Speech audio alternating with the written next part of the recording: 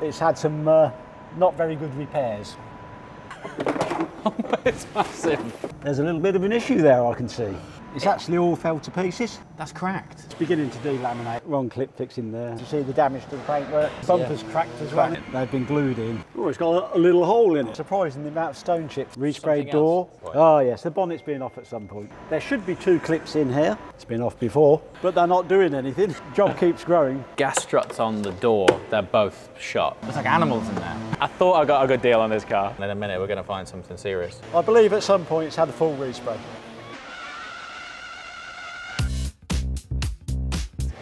Do you reckon? Yeah, for full respray.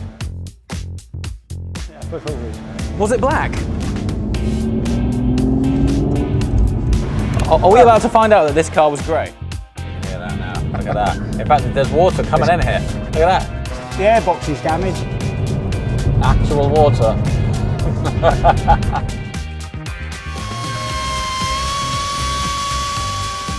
Or does it need a new grille? Ideally, it needs a new grille. Of course it does. Yeah, it's actually okay, isn't it? It's not bad.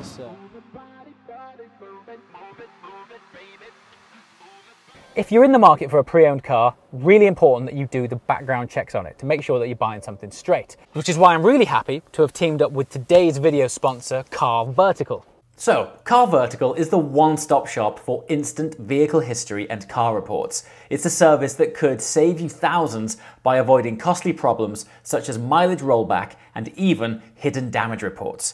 Just enter the VIN of the car you're considering and a full report of that vehicle is available immediately, indicating the mileage, any theft reports, accidents, and even if the vehicle was used as a taxi.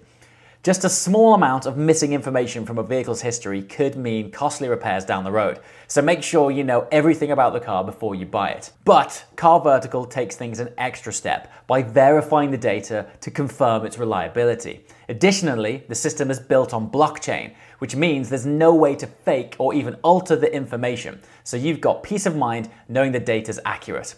And with records of over 50 million vehicles, the system can even flag common faults of each model and provide you a visual of the car if historical photos are available. So it's definitely worth checking them out using the link below. So hello, welcome back to Aston Martin Works. This is Joe, and Joe's going to tell me how nailed the car is. No, so there's a process which I learnt of that I didn't know you guys actually did, which is effectively a shakedown and an inspection of the car in advance of us ultimately taking it apart, right? So Joe spent some time with it, and we're going to share with you the things that Joe has found that'll probably need improving after the car's been torn down. First thing we found is this mesh is missing. It's just okay, tucking down in here. Okay. So when the bumper's off being painted, obviously it can be bonded back on. This process is going to be so satisfying. I'd love a list of everything that's wrong with this thing, so afterwards we can go, yeah, fixed. It looks used. It's not a showroom car. No, I think the previous owner loved an automatic car wash. I see. It looks like he's been attacked with a Brillo pad. So you mentioned a little bit of condensation on the windscreen in the mornings. You can see here on your the window for the chassis numbers got water droplets. Yeah. So effectively, there's just a small leak around the beading of the windscreen. Your heat shield on your exhaust. Yeah. It seems it's just missing a fixing at the back. Oh yeah. So it's not quite secure. A small mark on the damper. So on full lock, your brake flexi will fold down. It will just touch the damper. Suspensions. Fine. There's no leaks from the dampers. I thought you were about to say something then. And so the suspension. Yeah, there it is. Oh, look at this. I mean, this is perma etch. This is a bug from like 2009.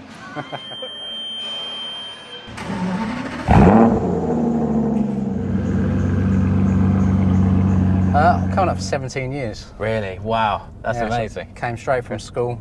Yeah? At 16. Okay. Did my that as an apprentice, huh? Yeah, as an apprentice, yeah. Wow. So the first car I ever worked on was a Lagonda. No way. Really? Yeah. Right, so on the road then, what sort of things effectively are we after? So we're just going to do a full function check. Right. Cruise control. There you go. I heard that. You can hear that, right? Yeah, you can see it coming out of the end. Actual water. Whenever I leave this parked outside and it rains heavily, I can literally hear water sloshing around under the dash. Thankfully, it just happened again. So this is We're just approaching 31,000 miles, and with a car, I find with cars with this sort of mileage, they just feel so supple. Yeah. So they've been nicely run in, everything's bedded in. You can feel it on the bends. You can just tell a car that's got a few more miles, it's been driven. Yeah. And it's bedded in nicely, and it's... There you go, drive your cars. Life at Aston Martin, is cool? Absolutely, I mean, going from such a young age, I was actually in the continuation projects. Right. So I started on DB4 GT, and then we did the Zagato, and then the DB5 Goldfinger continuation. The majority of work I've done on the 177s was preparing them for the track days. Nice. So I fitted them all out with track cameras and telemetry. Just the mere concept of tracking a 177 sounds awesome. Great.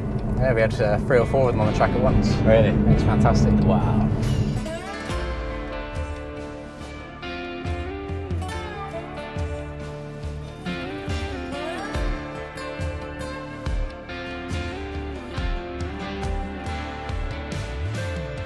Okay, so this is Steve. You've been here for 30 years, have you? 36 years this year. 36 years, wow, that's amazing. I actually started work over the road in the factory. Yeah? First cars I worked on were the Gondas. Wow. The old V8s. Phenomenal. That's incredible. Through Vanquish and then moved over to here. Wow, so you've been through an incredible journey. You've seen everything. Yes. Yeah. This is the part where I sort of consider it to get real, as it were, because we're about to take the car apart. So I've heard an Aston becomes an Aston. It only really becomes an Aston when the badge is on it, and I think it's the last thing which gets applied, right? That's what they used to say. On an Aston. It's not finished until the badge goes on. It's about to become un-Astonified. Yeah, cool. I can tell by looking at that it's been off before. Really? Because it's bent? No. Just the tape on the back.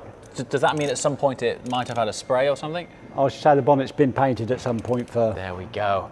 Inspector Steve. Wrong clip fix in there. So it's definitely had some work at some point. Oh yes, the bonnet's been off at some point. Sneaky Steve. Without a doubt. And off she goes. It's light actually, eh? It's not bad. That's a nice bit of carbon fibre. Well, we're not going to paint round things. Oh wow, it's literally like Disconnect your... He's right in there. Motor. He's going full send. Well, because we're going to paint all the interior as well, we'll be painting right up to original. And does this stuff come out, or do you? Yes, this will come out. It just all comes out. Yep. Okay. I've got to go through the wheel arch to release the gas strut on the door. You wouldn't think that, would you? You'd think it would be in the door. And there she goes. Like I say, all this will be stripped off. The lock will come out there as well, because we don't want to get paint inside there. Now I think we're ready for a cup of tea. Steve knows the game. Go for it, lad. Here we are. Take that one. Is that all right? Yep. Brilliant, thanks. It's hot as napalm, mind you. There is some sound insulation on the inside of the arch liner. That is the size of your wheel arch liner. It's massive. A big and old that's thing. your sound deadening sheet there, is it? Yep. There's a little bit of an issue there, I can see. So this side of the bumper, all of that there, look, cracked. And that crack that starts up there, which has clearly happened because of that shunt, it's cracked all the way down the top of the airbox, look. And then look, that crack, but that crack, if you follow it, goes all the way down the box, like, see? To down here. Behind there, look. Look at that crack. All the whole airbox is done. Hey, it looks like the car's had a little bump in the past. Oh, it has. Oh, it's got a little hole in it. Oh, it's had a fair old whack then. Because the front bumper's so flexible, it can easily push into this. But that certainly needs a new one. Doesn't it just? It's funny, it's not the sort of sounds you associate with your car, you know. Snap! That's fine. There we go. It's had some not very good repairs. If you look close in here, you'll see where there's... Oh, crikey, yeah. The nuts have been bonded in. The nuts are like glued on. Weird. All the meshes, the veins, are bonded in as well. Are you joking? So it's actually all fell to pieces. You are kidding me. So all of those are obviously supposed to be in there. They should just clip it. They should just clip in normally, but so they've been glued in. They've been glued in. It should come out as a unit with all these. But it's coming out in pieces. It's coming out in pieces. Well, a couple of these uprights are broken as well, I noticed. The story thickens. So they've just been sort of slotted in there, yeah, effectively. That's broke. That's all broke. Oh God, it's snapped. But that's how it should come out as a unit. So that there would have been up and upright, and it's snapped clean off. Yep. I'm amazed that's held in place. Okie doke. And there you go. There he is. Everything's so light. Yeah, that's all carbon fibre as well. Brilliant. We've got a few little parts to take off there before we get ready for paint. So here then is when you were saying that you think the lights have been over tightened at some point. Yes, I'll once I get this out, I'll show you what I mean. All the dirt in there. It's going to be so satisfying cleaning this out. Even the stuff that you'll never see. It's just good to know that it'll be clean. There's like animals in there. All this is under the lamps, the connectors. There's like genuine cobwebs in there. The thing about these lamps, Yeah. they've got these lovely adjusters, Right. so you can wind them in and out. Mm-hmm. You see it so often that Yeah. other places where they paint cars and have these out, put them back, Yeah. and they can't adjust them right. Okay. Where this lamp has been poorly adjusted in the past, you see the damage to the paintwork. So over time, might that have caused Quite possibly it's start to watering grass? corrosion. Yeah, yeah. It seems minor, just pinching a bit of paint, but it can cause quite big problems in the long term. See, this is one of the reasons we're here, right? I mean, the nuances of info in Steve's mind is incredible. So you worked on the original Lagonda. On the original Lagondas back in 1986. I mean, that's unbelievable. I just think, I don't know, I just think that's a special thing, not to blow too much smoke your way, Steve, but I think it's fabulous that you're working on this car. It's a real honour, mate. I've been here a long time. Fantastic. Look at this here, though. That's really starting to go. The paint Yeah. on the edge there. What's this big silver box here? That silver box is actually just a storage box in the trunk. Is it really? That's a storage box. I didn't even know I got that. It's like some secret compartment in there. Hold on a minute. I've never seen that. No. How have I not seen that? It has a nice flap over it when That's probably it. trims in. That actually is a little secret storage box in there. That must be a hangover from the James Bond days. There should be 2 clips in here, but they're not doing anything. So that suggests this has been off as well at some Oh, point. it's certainly been off, yes. Okay. I thought I got a good deal on this car. I believe at some point it's had a full respray. Are you serious? Are we allowed to find out that this car was grey? I believe it was black, but it may possibly have been grey. There's a little Are you telltale. I was half joking. And pull her backwards. Well, easy as that. There she goes. Naga. Another little There. Yeah, incident. task to rectify. That should be 2 clips there, not a pile of horrible glue. Okay, so this is definitely, look at it. It's just been stuck on with some old glue. You're joking. We were just saying it does feel like the spiritual home, you know? When you walk around, there is a distinct energy here. It's amazing. I think really, you know, the real reason we're here, it's been fun and games with Steve, but really, you know, he's been here for 36 years. What he knows better than anyone is Aston Martin. And yeah, he's been like a forensic scientist going around here. He's picking up little nuts. He's showing me things and going, look at that. I'm like, well, what are you talking about, Steve? You know, he's like, that shouldn't be like that. You know, and it's that knowledge, that's why works is works. He's working on the Lagonda, and now he's working on our car. And I think he has a story of continuation to have Steve that worked on Lagonda and everything else since on our car. I just think that's magic. So taking this glass out, we've actually gone round inside with a wire and cut through all the sealer.